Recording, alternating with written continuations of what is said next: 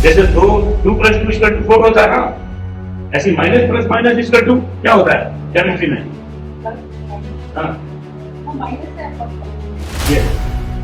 इनको तो पहचानते ही होंगे, भूल तो नहीं गए।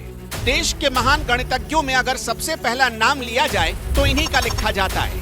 नाम है अरविंद पांडे जी। नाम पर मत जाइएगा, थोड़ा सीरियस लीजिए। वही अरविंद पांडे हैं जिनके 13 के पहाड़े से गणित भी सर के बल खड़ा हो गया था और जिनके माइनस प्लस वाले फॉर्मूले को देखकर आर्यभट्ट भी उचक कर बैठ गए थे। स्वर्ग में बैठे आर्यभट्ट की आत्मा से आह निकल गई थी और न्यूटन पाइथागोरस तो पैदल हो गए थे।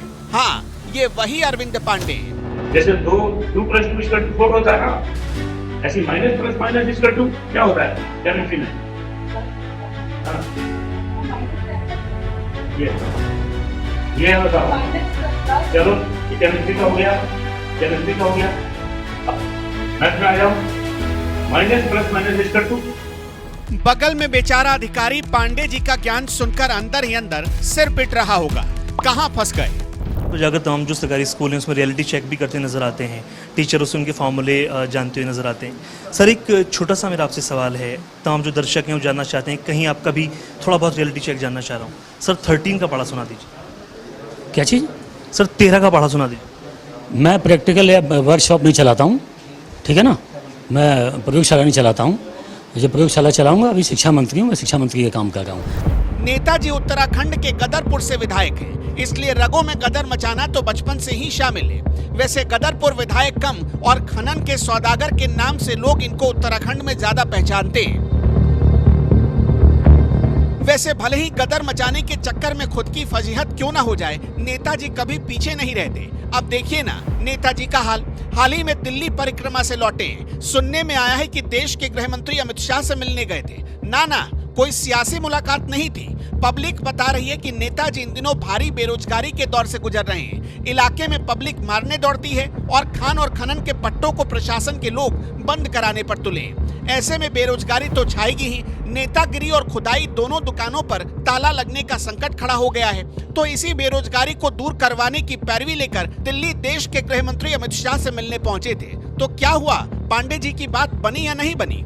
हम इस सवाल का जवाब ढूंढ ही रहे थे, तभी हमारी नजर पड़ी उनके एक इंटरव्यू पर। इस इंटरव्यू में तमतमाए चेहरे को देखकर हमने अंदाजा लगा लिया कि बात नहीं बनी। अब अमित शाह के पास यही काम तो बचा नहीं कि नेताजी के खान और खनन के मुद्दों को सुलझाते रहे। लेकिन इस बात को पांडे जी किस मुंह से उत्तराखंड के लोगों को बताते, कैसे बताए कि तुरंत टिकट कटवा कर दिल्ली से देहरादून भिजवा दिया आला कमान ने? बेइज्जती जो हो जाएगी। इसलिए रिपोर्टर ने सवाल पूछा कि क्या बात हुई है आपकी अमित शाह से, तो लगे 13 के पहाड़े की तरह बात बनाने। लग रहा है कि नेताजी को कुछ अंदर तक तकलीफ हुई है। वैसे इनके ही इलाके के लोग इनका सच सोशल मीडिया पर लिखे जा रहे हैं।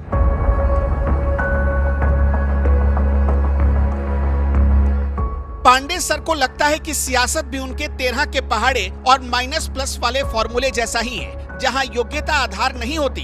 बाकायदा उदाहरण भी बता रहे हैं कि वो योग्य थे, सालों से स्वयंसेवक हैं, जीत कर विधायक भी बने, लेकिन सीएम तो छोड़िए साहब, मंत्री पद तक का मुंह नहीं देख पाए। वहीं दूसरी तरफ पुष्कर सिंह धामी चुनाव हारे तो भी सीएम बना दिए गए।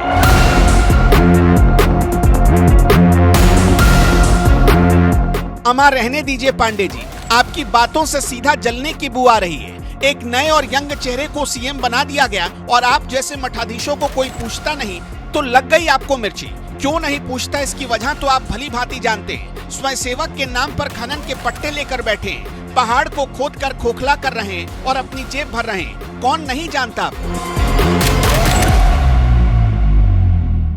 1985 में आरएसएस से जुड़कर अपनी राजनीतिक यात्रा की शुरुआत की। 1989 से 91 तक एबीवीपी के कुमाऊं क्षेत्र के प्रमुख के रूप में अरविंद पांडे ने काम किया। 2002 में पहली बार गदरपुर से विधायक चुने गए। 2007 से 2012 तक उत्तराखंड सरकार में मंत्री का पद संभाला। 2017 में शिक्षा और खेल जैसे महत्वपूर्ण विभाग संभाला। अरविंद पांडे साल 2002 में गदरपुर से 32,876 वोटों से जीतकर पहली बार विधायक बने थे। 2012 में करीब 40,000 वोटों के साथ दोबारा विधायक बने। 2017 में करीब 42,000 वोटों के साथ और 2022 में भी अरविंद पांडे की गदरपुर से जीत हुई और इस जीत के साथ ही सूट बूट भी सिलवा लिया। बस बुलावे के इंतजार में बैठे थे, तभी पता चला कि मंत्री पद अरविंद पांडे जी को मिलते मिलते रह गया और जब नहीं मिला तो हालत ऐसी हो गई।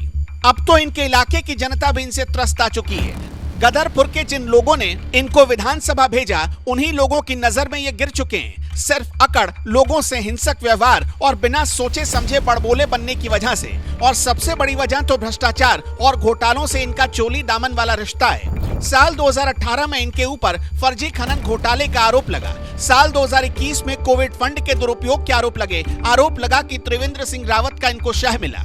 साल 2023 में अतिक्रमण हटाने को लेकर विवाद में रहे। खैर, अब तो आपको ये बात समझ में आ ही गई होगी कि पांडे जी को क्यों गदरपुर की पब्लिक दूर कर रही है और क्यों दिल्ली परिक्रमा भी कोई परिणाम लेकर नहीं आ रहा है। ऐसे शख्स के लिए आप क्या कहेंगे? हमें कमेंट करके जरूर बताएं।